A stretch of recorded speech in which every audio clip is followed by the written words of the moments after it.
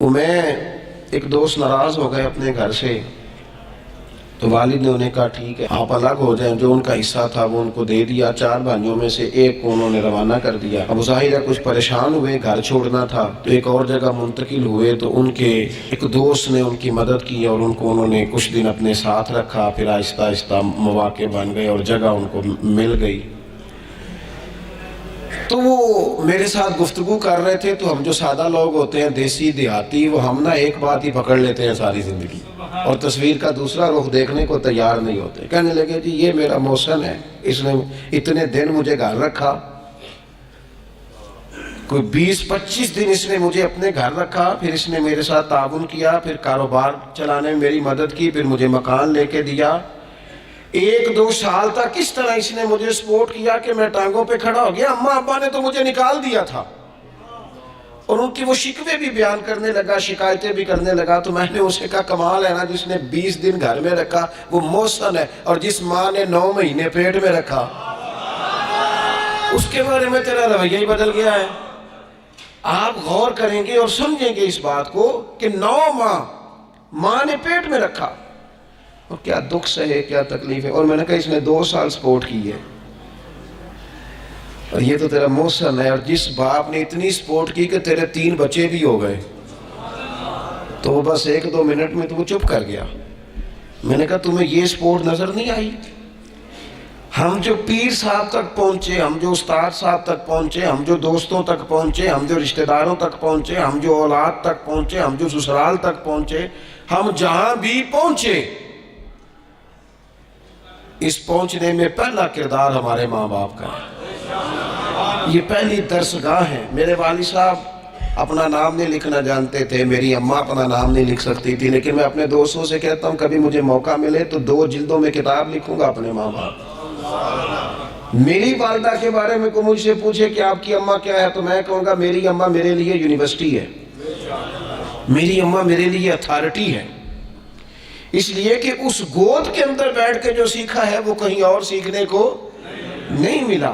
میرے والد صاحب میرے لیے اسکول آف تھاٹ ہیں، میری سوچوں پر پہلا اثر ان کا ہے۔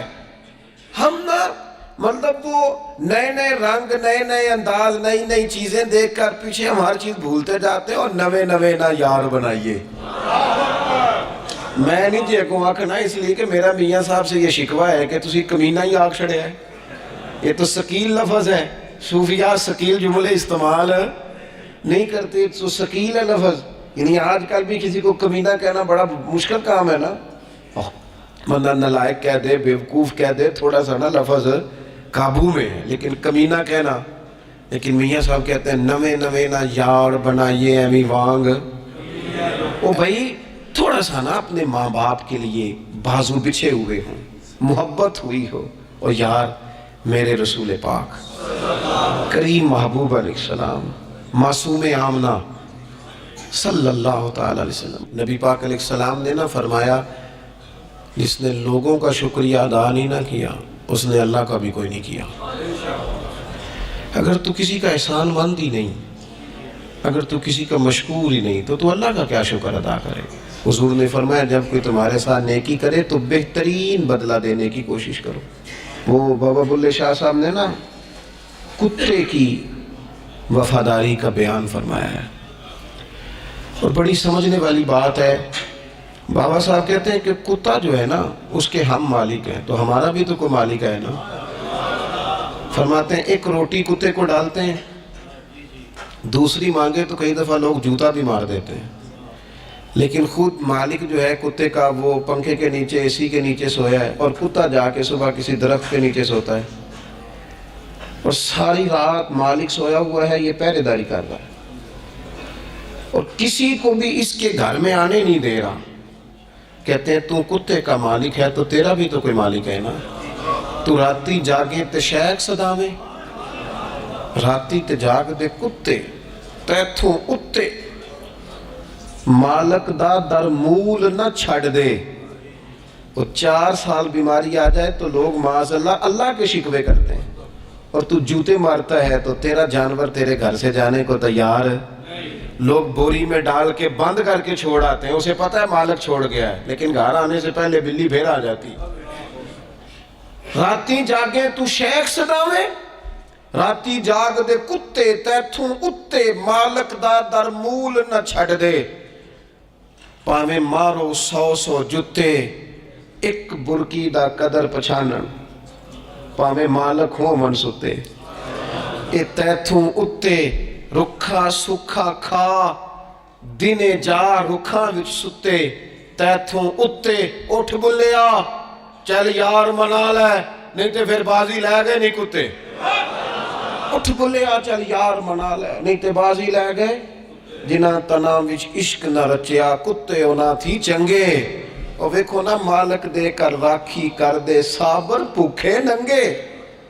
اپنی زندگی میں کچھ مزاج شکر والا، نبی پاک علیہ السلام نے فرمایا جو تم سے نیکی کرے اسے اچھا بدلہ دینے کی کوشش کرو، اور حضور فرمانے لگے اگر بدلہ دینے کی طاقت نہ ہو تو پھر اس کے لیے دعا کرو، اور اتنی کرو اتنی کرو اتنی کرو محسن کے لیے دعا کہ تمہیں یوں لگے کہ تم نے حق ادا کر دیا ہے، پھر اس کے لیے دعا کرو، اپنے محسنوں کا شکریہ۔ اور یارو میرے نبی پر کوئی احسان نہیں کر سکتا، لیکن میرے رسول پاک صلی اللہ علیہ وسلم سے جس نے تھوڑی سی بھی محبت کی نا، مدینے والے لینے گئے میرے نبی پاک کو ہجرت سے پہلے، تو حضور کے چچا حضرت عباس رضی اللہ تعالیٰ عنہ حالانکہ ابھی کلمہ نہیں پڑھتے تھے، وہ کہنے لگے مدینے سے لینے آنے والوں، نبی پاک یہاں بڑے معزز ہیں، ان کا بڑا اعزاز ہے، اگر تم محبوب کی حفاظت کر سکتے ہو تو پھر لے کے جانا۔ تو اہل مدینہ نے کہا کہ آپ ایک دفعہ بھیجیں تو صحیح، ہم تو اپنے اہل خانہ سے بڑھ کر حفاظت کریں گے۔ یہ باتیں ہو رہی ہیں، ایک انصاری تھے حضرت ابو الحیثم، اٹھ کے نا حضور کے قریب گئے، کہنے لگے یا رسول اللہ ایک بات کر لوں؟ حضور نے فرمایا کر لو۔ عرض کی حضور ہمارے جن سے بھی تعلقات ہیں ہم سب سے بگاڑ لیں گے، حضور ہم صرف اور صرف آپ کی غلامی کریں گے، لیکن ایک ہلکا سا ڈر ہے، اگر اجازت ہو تو عرض کر لوں؟ حضور نے فرمایا کرو۔ عرض کرنے لگے یا رسول اللہ کل کو اگر آپ کو غلبہ ملے اور اللہ کے فضل سے ملے گا تو پھر ایسا نہ ہو کہ آپ اپنی قوم کی طرف لوٹ آئیں تو پھر ہم سے یہ فراق یہ بچھوڑا سا نہیں جائے گا، حضور پھر آپ واپس تو نہیں آئیں گے۔ تو حضور نے ان کی بات سنی تو حضور مسکرا پڑے، فرمایا مدینے والوں سنو، کبھی نہ بھولنا میں تم میں سے ہوں اور تم مجھ میں سے ہو، چھوڑ کے کیوں؟ ہمارے ایک بزرگ سے کسی نے کہا تھا او تم لوگ مدینے زیادہ رہتے ہو، حالانکہ نبی پاک نے تو مکے میں زیادہ وقت گزارا ہے، 63 سالہ عمر مبارک میں سے 53 سال مکے میں گزارے، مدینہ طیبہ میں تو صرف 10 سال گزارے اور تم ہر وقت مدینہ کرتے ہو۔ وہ کہنے لگے جا کے اپنا کیلکولیٹر ٹھیک کر، تیرا یہ فلسفہ بھی ٹھیک نہیں، نبی پاک نے مکے میں 53 سال گزارے ہیں اور مدینے میں قیامت تک کے لیے ڈیرا لگایا ہے، جا کے کیلکولیشن ٹھیک کر۔ حضور نے فرمایا رہنا بھی یہاں ہے، دفن بھی یہاں ہونا ہے، قیامت میں اٹھوں گا تو میری قبر بھی مدینے سے کھلے گی۔ مدینے والوں نے نا ایک دفعہ پھر ایک موقع آیا، مکہ فتح ہو گیا، تو فتح مکہ کے بعد نا ایک جنگ تھی، اس جنگ میں نا کچھ مال غنیمت آیا، تو نبی پاک علیہ السلام نے وہ مال غنیمت، یہ ایک مؤلفۃ القلوب قرآن پاک کی اصطلاح ہے، تالیف قلب کے لیے مال دینا۔ تو مکے کے لوگ مسلمان زیادہ ہوئے تھے نئے ہوئے تھے، حضور نے مال زیادہ دیا، صحیح حدیث میں موجود ہے، زیادہ مال ذرا محبوب نے ان لوگوں کو دیا۔ تو ایک دو نوجوان انصار مدینہ میں سے کہنے لگے ابھی تو ہماری تلواروں سے اہل قریش کا خون ٹپک رہا ہے اور مال انہیں زیادہ مل گیا۔ حضور نے خیمے میں اہل مدینہ کو جمع فرمایا تم نے یہ بات کی ہے؟ سچ بولنے والے لوگ تھے۔ عرض کی حضور ایک دو جوانوں کے منہ سے نکلی ہے۔ تو نبی پاک علیہ السلام نے فرمایا تم یہ کہہ سکتے ہو کہ یا رسول اللہ ان لوگوں نے تو آپ کو تکلیف دی تھی، ہم نے غلامی کی تھی، تم اگر کہو تو تم سچے ہو اس بات میں کہ یا رسول اللہ انہوں نے تو آپ کو نکلنے پہ مجبور کیا، ہم تھے جنہوں نے بازو کھول کے کہو تم یہ بات۔ تڑپ گئے اہل مدینہ۔ عرض کی حضور نہیں، ہم تو اندھیروں میں تھے، آپ کی برکت سے اللہ نے ہدایت کا نور عطا کیا۔ یا رسول اللہ صلی اللہ تعالیٰ علیہ وسلم، آپ کے ذریعے اللہ نے ہمیں اپنی پہچان عطا کی، قرآن عطا فرمایا، یہ ساری نعمتیں آپ کے صدقے ملی۔ فتح حضور نے اہل مدینہ کی وفاؤں کا کس طرح ذکر فرمایا. فرمایا مدینے والوں اگر ہجرت کا موقع نہ ہوتا, رب نے ہجرت نہ رکھی ہوتی تو میں تو انصار مدینہ میں سے ہوتا. اور حضور فرمانے لگے اگر لوگ چلیں مختلف وادیوں میں تو مدینے والوں جس وادی میں تم چلو گے میں بھی اسی وادی میں چلوں گا. اور حضور نے فرمایا میرے مدینے والوں سے, انصار مدینہ سے صرف مومن ہی محبت کرے گا, اور ان سے جو بغض رکھے گا وہ منافق ہوگا, کیونکہ ان کی وفاؤں کا صلہ ہے کہ رسول پاک نے انہیں عزتیں عطا فرمائی. تھوڑا سا اپنی زندگی میں احسان مندی کا مزاج.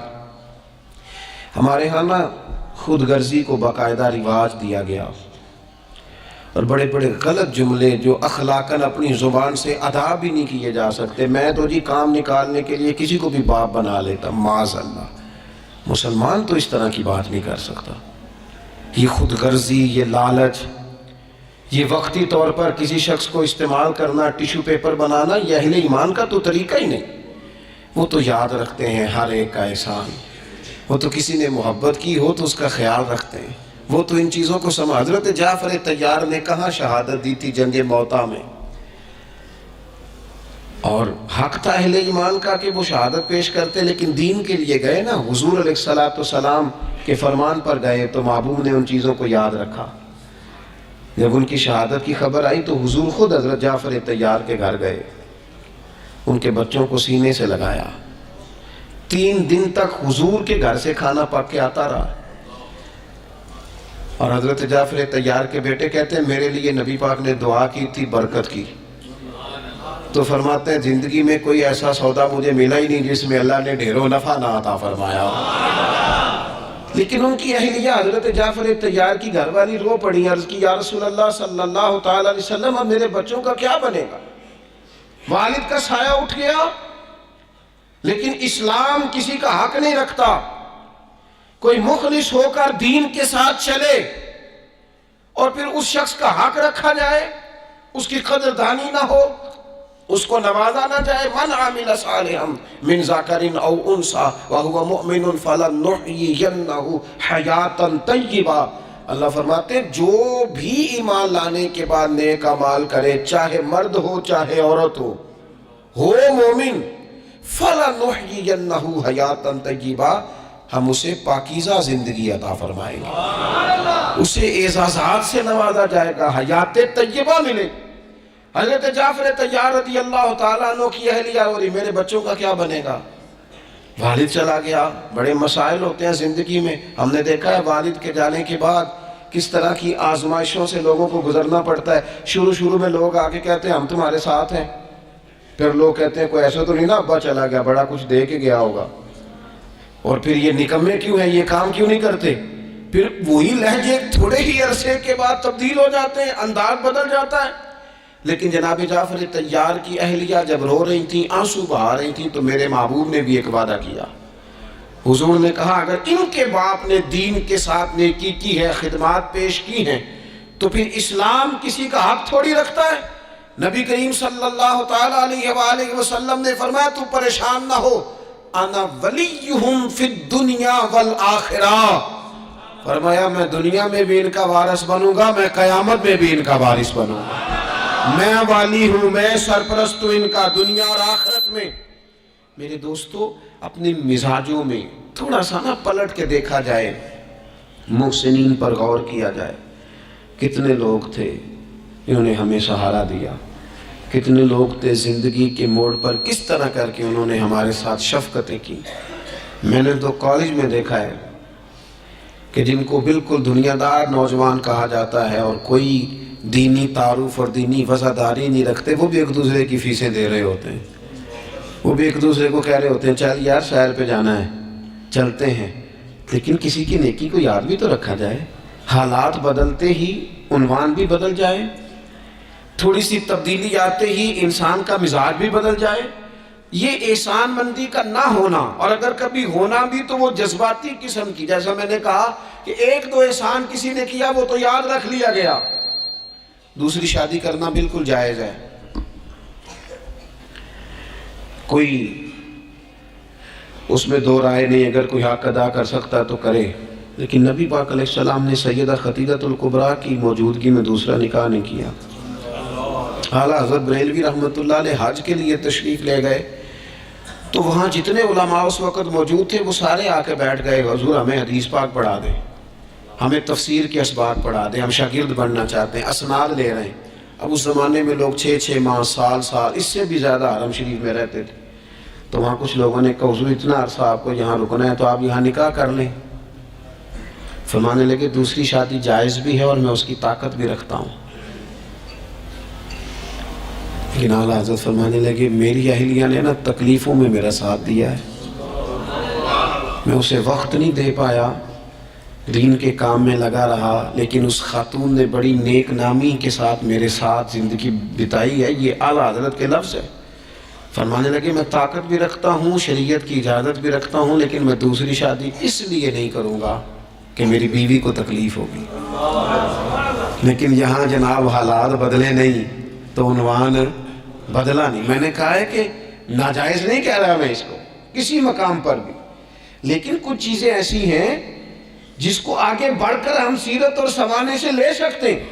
سیدہ خدیجۃ الکبریٰ رضی اللہ تعالیٰ عنہا نے حضور سید عالم علیہ السلام کے ساتھ وہ وقت گزارا تھا جو اسلام پر غربت کا وقت تھا، جو کفار کی اذیتیں برداشت کرنے کا وقت تھا، جس وقت معاذ اللہ کمر مبارک پر اونٹ کی اوجڑیاں رکھی جاتی تھی، راستے میں کانٹے بچھائے جاتے تھے، پتھر برسائے جاتے تھے۔ اس موقع پر سیدہ پاک حضور کی بارگاہ عالی مرتبت میں رہی۔ حضور کی ہر زوجہ کی کیا شان ہے۔ اور پھر سیدہ عائشہ صدیقہ جو محبوبہ ہیں محبوب خدا کی، کیا عظمتیں ہیں، پر سیدہ خدیجۃ الکبریٰ کا انفرادی انداز ہے۔ حضرت عائشہ صدیقہ کہتی تھی میں نے اس خاتون پر ہمیشہ رشک کیا، بڑے سارے لوگ آتے تھے حضور سے ملنے، لیکن دروازے پر ایک خاتون بولی، جناب حالہ بنت خولد، دروازے پر خاتون بولی، اجازت مانگی السلام علیکم کے بعد میں آ جاؤں؟ تو سیدہ عائشہ صدیقہ فرماتی ہیں محبوب نے جھٹ سے چہرہ مبارک اٹھایا، فرمایا یہ تو حالہ کی آواز ہے، یہ تو خدیجہ کی بہن ہے، یہ دیکھو کتنی آواز ملتی ہے، تو خدیجہ کی بہن ہے، حالہ کی، جلدی سے بلاؤ۔ کہتے وہ آ گئی، بیٹھی، چلی گئی۔ میں نے عرض کی حضور اللہ تعالیٰ نے آپ کو بڑی بہتر ازواج دی ہیں، پر اس خاتون کا بڑا ذکر کرتے ہیں۔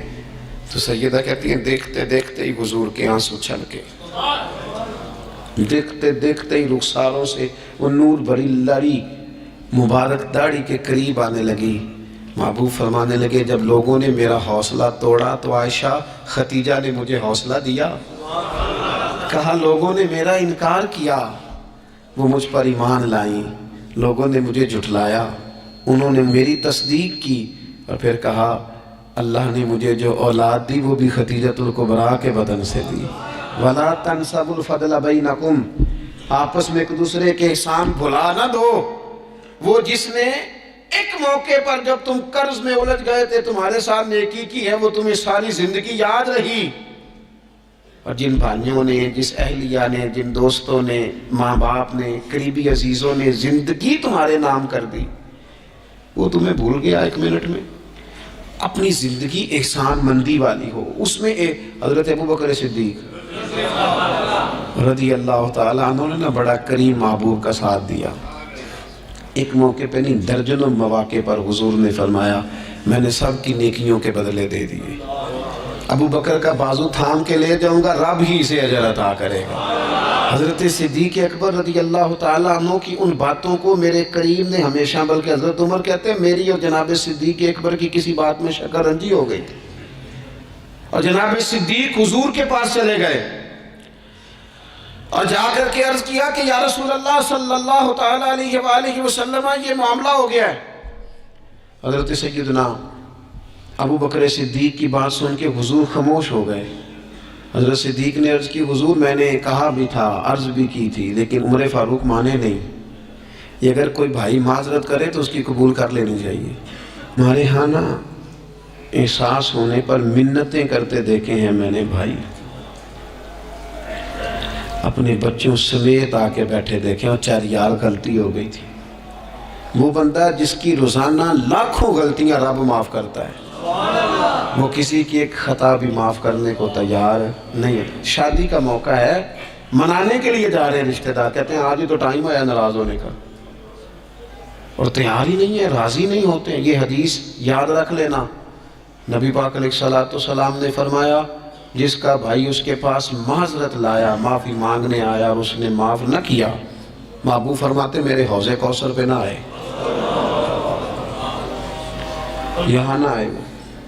وہ تیرا بھائی ہاں کوئی عقیدے کا مسئلہ تھا, کوئی شرعی معاملہ تھا تو بات اور تھی, ذات کے لیے بت بنا کے رکھے ساری زندگی, اور معافی دینے کو ہم تیار نہ ہوئے, احساس ہی نہیں پیدا کیا کہ وہ جو آ گیا ہے وہ تو اب آ گیا, اب ہمیں درگزر کا حکم تھا.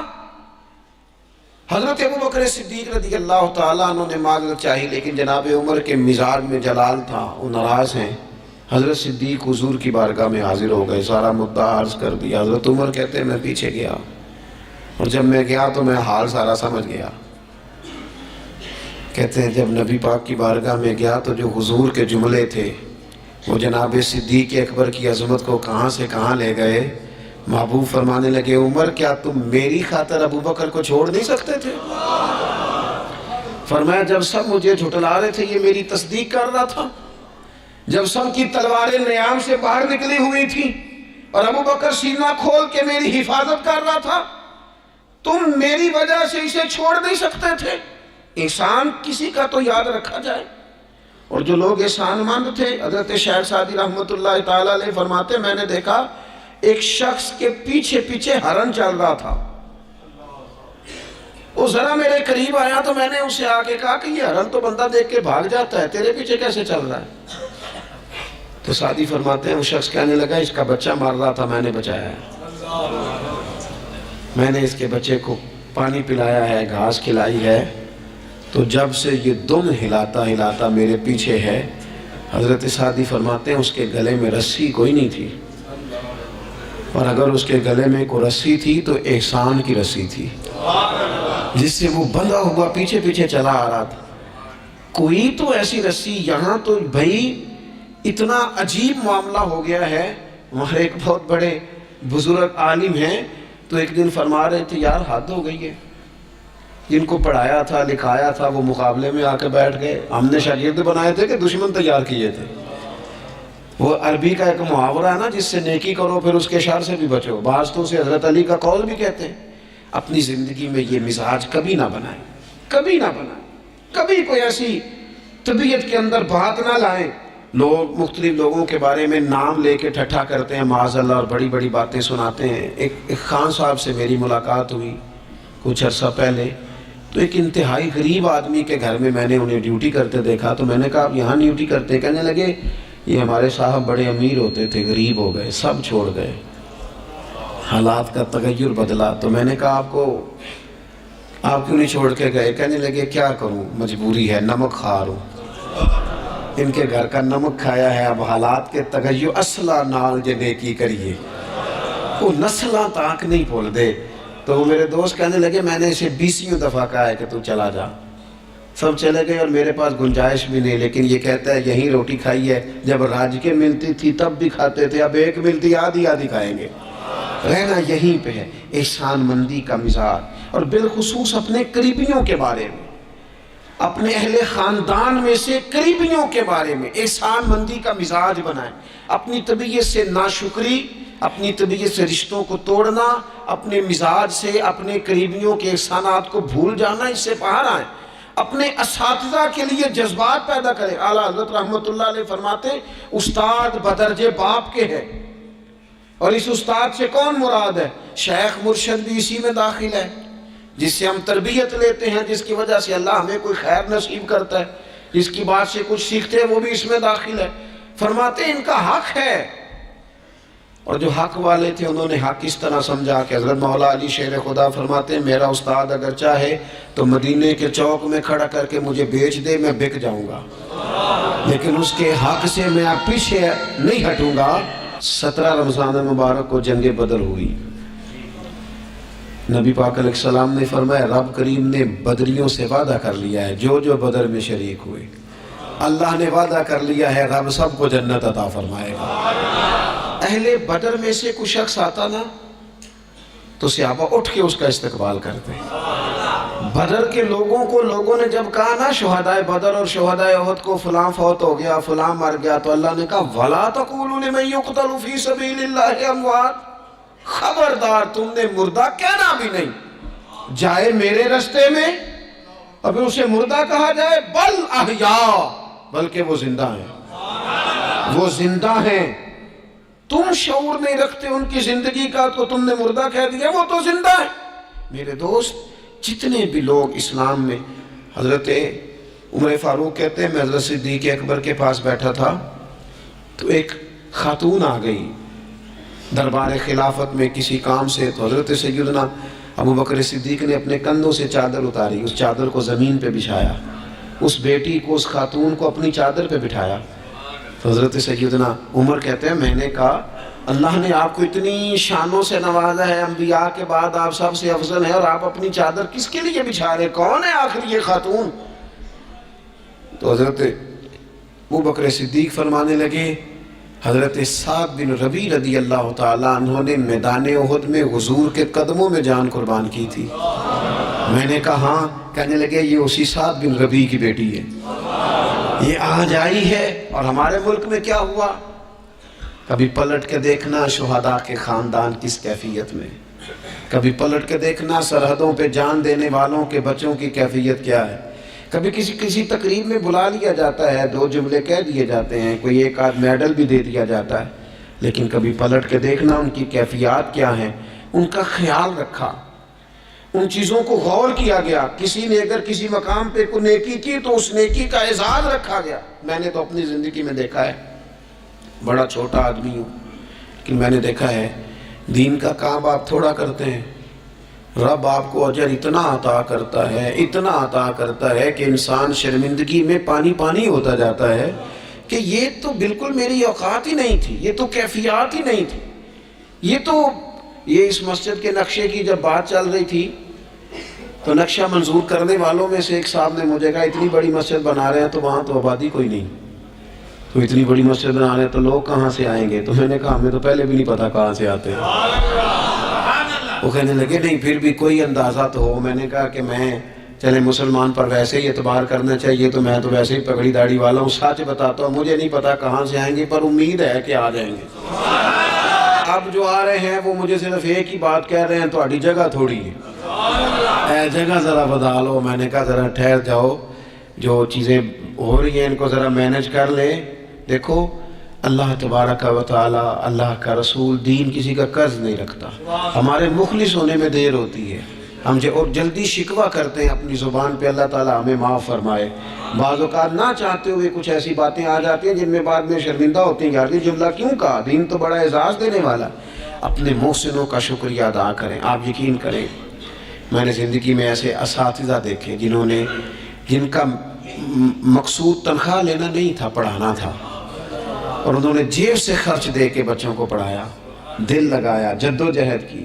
ایسے مشائخ دیکھے جنہوں نے وارفتگی کے ساتھ لوگوں کو دین کی طرف قائل کیا. اب نہ زمانے میں تکلف پیدا ہو رہا ہے، اب طبیعتیں احسان مند نہیں رہی. بچے اپنے ماں باپ سے جب یہ کہیں کہ آپ نے ہمارے لیے کیا کیا ہے، اور جب شاگرد اٹھ کے اپنے استاد سے کہیں کہ اگر پڑھایا ہے تو فیس نہیں لی، مفت پڑھایا ہے.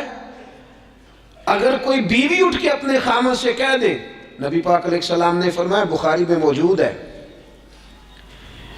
کہ ساری زندگی تم عورت کے ساتھ نیکی کرتے ہو لیکن تمہارا ایک عیب دیکھتی ہے تو وہ کہتی ہے میں نے تو کبھی تم میں کوئی بھلائی دیکھی نہیں، یہاں تو سکھ پایا ہی نہیں. فرمایا اس بنیاد پر کثرت سے عورتیں دوزخ میں جائیں گی.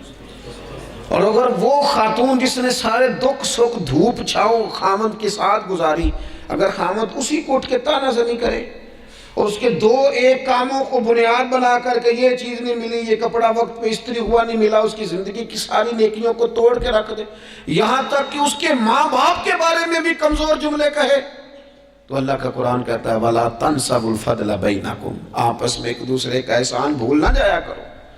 تھوڑا سا احسان مند رہیں، تھوڑا سا چیزوں کو سمجھیں، تھوڑا غور کریں. اگر یہ مزاج میں بات پیدا ہو جائے تو زمانے میں قرار آئے گا، ہم ایک دوسرے کی قدر کا احساس ہوگا، مل کے رہنا ہم پسند کریں گے. ہمارے اندر وہ چیزیں آئیں گی، یہ ادارے بنتے ہیں، یہ چلتے ہیں، لوگ آتے ہیں، میرا ہی نام ہے، مجھے ہی لوگ جانتے ہیں، میرا ہی تعارف ہوتا ہے، لیکن میں تو ابھی آیا ہوں۔ تو جس نے یہاں میرے آنے سے پہلے صفیں بچھائی ہیں وہ بھی تو بڑا قیمتی آدمی ہے نا، جس نے جھاڑو دیا اس کی بھی تو بڑی بات ہے نا۔ جو میں چلا جاؤں گا اپنے معاملات میں، جہاں مجھے مزید سفر کرنے نکل جاؤں گا تو یہاں ڈیوٹی کریں گے، یہاں سے چیزیں اٹھائیں گے، ان کی بھی تو بڑی بات ہے نا۔ لیکن ہم احسان ماننے کو تیار، یعنی سو رہے ہیں سیٹھ صاحب گاڑی میں، پیر صاحب، علامہ صاحب سو رہے ہیں، ڈرائیور گاڑی چلا رہا ہے، وہ سویا ہوا پتہ نہیں کتنی دیر ہو گئی، ایک ذرا جگہ کسی جگہ بریک لگ گئی ہے تو آنکھ کھلتے کہتا ہے تیار نہ چلا۔ او بھائی تو سویا ہوا تھا۔ اس کی نیکی سمجھ، جس نے ساری رات تجھے سفر کرایا ہے اور یہاں تو تلخ ہو گیا صرف ایک بات پر۔ احسان مندی کا مزاج نہیں۔ مطعم بن عدی ایک سردار تھا قریش کا، یہ بات نا، یہ ایک میں پڑھتے میں بدر کو پڑھ رہا تھا دراصل، یہ ایک بات میں نے پڑھی تو یہ سارا عنوان ہی میں نے بدل دیا، میں نے کہا بات ہی اس پہ کر دیں۔ ایک شخص کا ذکر آیا بدر میں، مطعم بن عدی کا، کافر ہے، مسلمان نہیں ہوا، بدر میں اس کا ذکر آیا۔ ذرا دیکھیے ذکر کیسے آیا۔ نبی اکرم صلی اللہ تعالیٰ علیہ وسلم جب طائف سے واپس آئے نا، تو جب کوئی شہر سے جاتا تھا واپس آتا تھا تو کسی کی پناہ میں آتا تھا تاکہ پھر کو اسے تکلیف نہ دے، اس دور کا رواج تھا۔ تو نبی پاک علیہ السلام جب واپس آئے تو کئی لوگوں سے بات کی گئی لیکن کوئی بھی آگے نہ بڑھا حضور کی حفاظت کے لیے۔ تو مطعم بن عدی اپنے 6 یا 7 بیٹوں کو لے کر اسلحے سمیت پوری شان و شوکت کے ساتھ نبی پاک کو لے کے آیا، اور پھر حضور نے بیت اللہ شریف میں نماز پڑھی۔ وقت گزر گیا، ایک دور کی بات تھی، ایک بات تھی، وہ دور گزر گیا، اس کے بعد بڑے دور آئے، اللہ نے معراج عطا کی، حضور یہاں آ گئے مدینہ طیبہ میں، یہاں سینکڑوں لوگ مسلمان ہوئے، بدر میں اللہ نے فتح دی۔ جب بدر کے قیدیوں کی بات چل رہی تھی نا، یہ جو لوگ قیدی ہو کے ہیں انہیں کس طرح چھوڑنا ہے، تو بڑے بڑے سردار مکے کے تیار تھے سفارش کے لیے آنے کے لیے کہ ان قیدیوں کو چھوڑ دیا جائے۔ یہاں بھی مشورہ ہو رہا تھا کیا کرنا ہے، قتل کر دیا جائے ان کفار کو، یہ بھی مشورہ تھا، فدیہ لے کے چھوڑ دیا جائے، یہ بھی مشورہ تھا، بہت ساری چیزیں ابھی طے ہونی تھیں۔ تو ان ساری باتوں کے بیچ اچانک کیفیت بدلی۔ صحابہ کہتے ہیں باتیں ہوتے ہوتے ایک نیا رخ بات نے اختیار کیا۔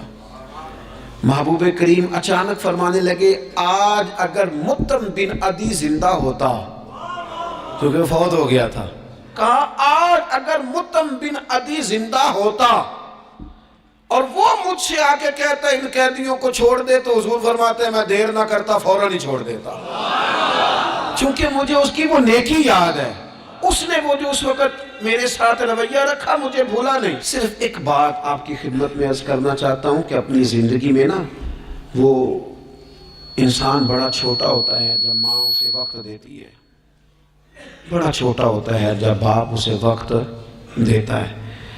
بڑے اساتذہ کے پاس بڑی کتابیں جب بندہ پڑھتا ہے وہ بھی بڑا وقت ہوتا ہے، لیکن جب اسے یہ اچھی طرح پہچان کرانی ہوتی ہے نا کہ یہ الف ہے، یہ با ہے، اور نہیں یہ تا ہے، آنکھیں کھول کے دیکھ، 2 نقطوں والا تا ہوتا ہے، یہ سا ہے، وہ بھی بڑے مشقت والے لوگ ہوتے ہیں، وہ بھی بڑی محنت کرتے ہیں، لیکن کیا کریں بھول جاتے ہیں لوگ، نہیں یاد رہتا۔ وہ جس کی بات سن کے اللہ نے دین کی توفیق دی، اس کی بات سن کے اس طرف مائل ہوئے، پھر ریسرچ کی اور پھر اسی کو ان پڑھ کرنا شروع کر دیا، پھر کہا کہ وہ توجہ تو اس نے دلائی تھی پر یہ بندہ ہی ٹھیک نہیں۔ یہ ہمارے ہاں عجیب ناشکری کا اور احسان فراموشی کا مزاج آیا ہے۔ ہمیں ہمارا دین کہتا ہے آپس میں ایک دوسرے کے احسانوں کو بھلانا نہ، اور نیکی کا بدلہ ہمیشہ نیکی رکھنا۔ حضور نے فرمایا شکریہ ادا نہ کر سکو تو محسن کے لیے دعا ضرور کرنا۔ اپنی زندگی، یہ جو لوگ احسان مند ہوتے ہیں نا یہ بڑے نفیس لوگ ہوتے ہیں، یہ حدود کے اندر ہوتے ہیں، یہ بڑے بادب ہوتے ہیں، ان کی زندگی سلجھی ہوئی ہوتی ہے، ڈھلی ہوئی ہوتی ہے، یعنی یہ وہ لوگ ہوتے ہیں جن کا کوئی ہوتا ہے، یعنی ان کی کوئی سند ہوتی ہے، ان کے کوئی پیچھے ہوتا ہے، ان کی کوئی بہک ہوتی ہے، انہیں کوئی کہنے والا ہوتا ہے، ان کا کوئی استاد مرشد ہوتا ہے، انہوں نے کسی سے سیکھا ہوتا ہے، ان کی کوئی پشت ہوتی ہے، یعنی یہ وہ ہوتے ہیں جن کا کوئی ہوتا ہے. اور جو کہے کہ میں تو ساری محنت آپ ہی کی تھی, ابے بھی کچھ نہیں سی دیتا, بھائی بھی چھڑ گئے سن, فلانا بھی تو بھائی وہ بھائی تو ڈھلا ہوا ہی نہیں ہے, ایسا آزاد بندہ, اس طرح کی کیفیات, یہ انداز درست نہیں ہے. اپنی زندگی کو احسان مند بنائیں. ہم بڑے لوگوں کے احسان مند ہیں. آپ یقین کریں کبھی سوچتے ہیں تو ڈھیر سارے لوگ ایسے ہیں جن کے بارے میں سوچتے ہیں یار تیرا شکریہ کیسے ادا کریں گے, کہاں سے وہ لفظ لائیں گے جن سے تیرے بڑے سارے زندگی میں لوگ ہوتے ہیں. بس اپنا مزاج احسان مندی والا بنائیں. نہ جزا دے سکیں اور نہ کوئی بدلہ دے سکیں تو دعا کے تو الفاظ ادا کیے جا سکتے ہیں.